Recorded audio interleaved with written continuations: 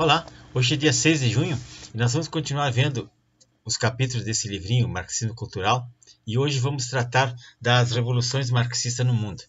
Antes, porém, eu gostaria de pedir àqueles que ainda não são inscritos nesse canal, por favor, se inscrevam, é só clicar nesse botãozinho vermelho abaixo do vídeo e você estará inscrito.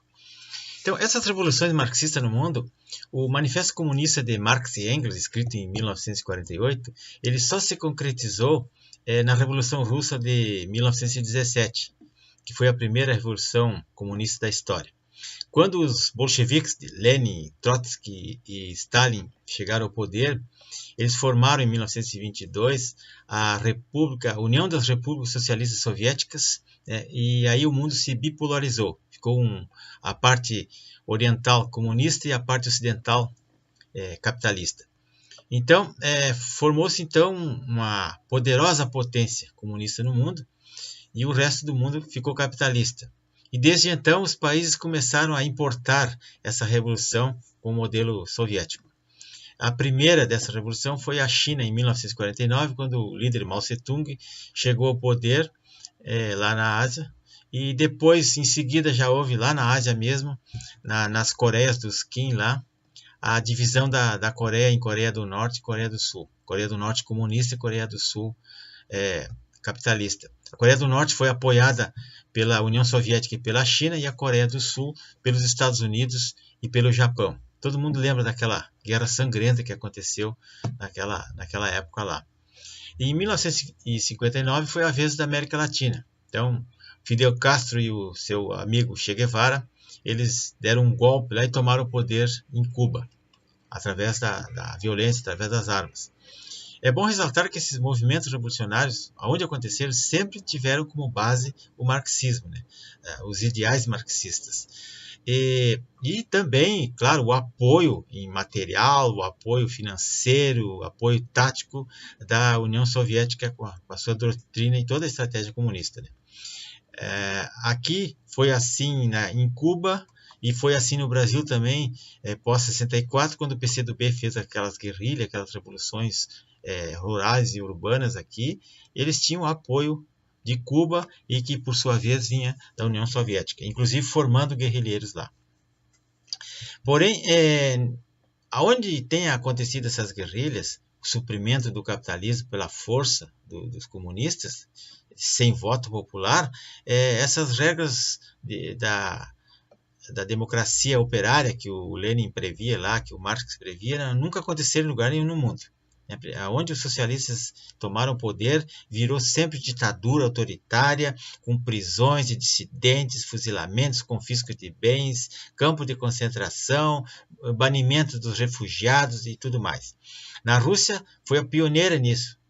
O comunismo lá durou 70 anos, com 50 milhões de mortos, de fome, ou nos gulags, ou fuzilados, uma ditadura autoritária, com muito sofrimento e pobreza do povo, generalizado.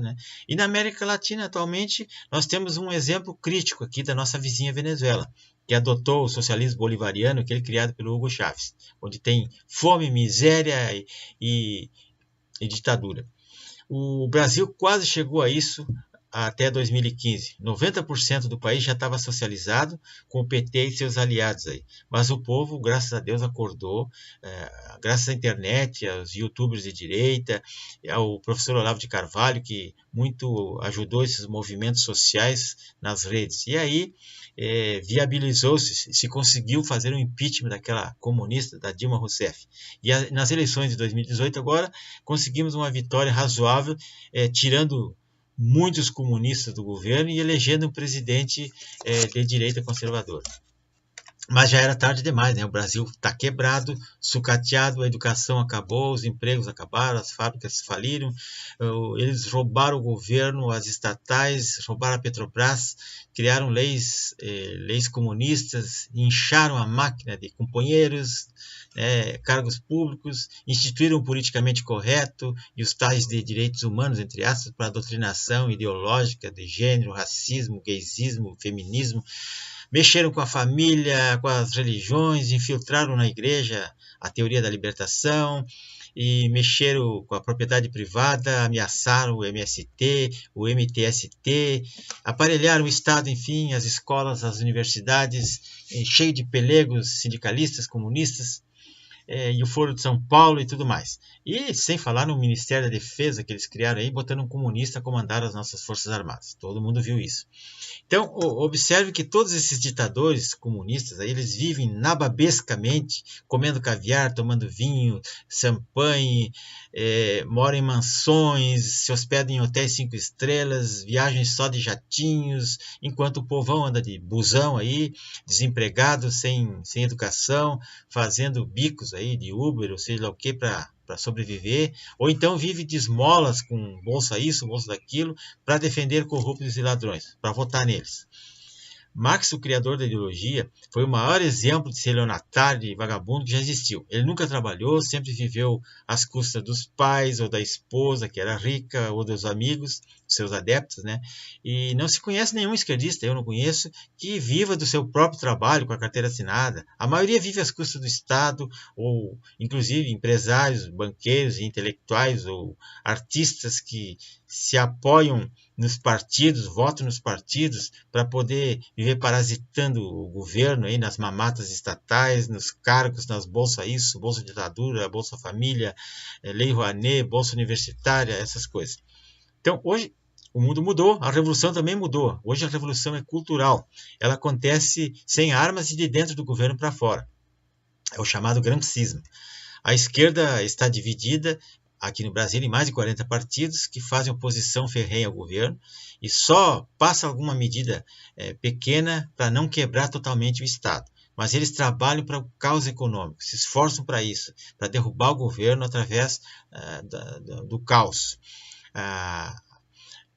Não conseguem empichá-lo, porque ainda as coisas estão andando, mas em 2022 certamente eles vão trazer um outro comunista populista para salvar a pátria. Observe que a maneira como a esquerda trabalha no Brasil. Eles votam as medidas ou se abstêm de votar e quando o projeto passa, eles correm imediatamente no STF com um HC, lá um habeas corpus, para barrar a vigência da lei. E quando isso não acontece, eles têm a ajuda da imprensa para continuar distorcendo os fatos, fazendo fake news e tentando dizer para o povo que aquela medida vai prejudicar, para mentir. Então, essas revoluções comunistas são assim. E aqui o exemplo clássico é essa reforma da Previdência aí, que ela teria assim 4 pilares básicos. O primeiro seria a medida que visava combater as fraudes. A primeira coisa é combater as fraudes. Depois é uma medida para a cobrança dos devedores da Previdência, que é importantíssima. Depois a reforma da Previdência dos militares, que parece que já está resolvida. E, por fim, a reforma principal, que é para todos os aposentados e pensionistas do Brasil.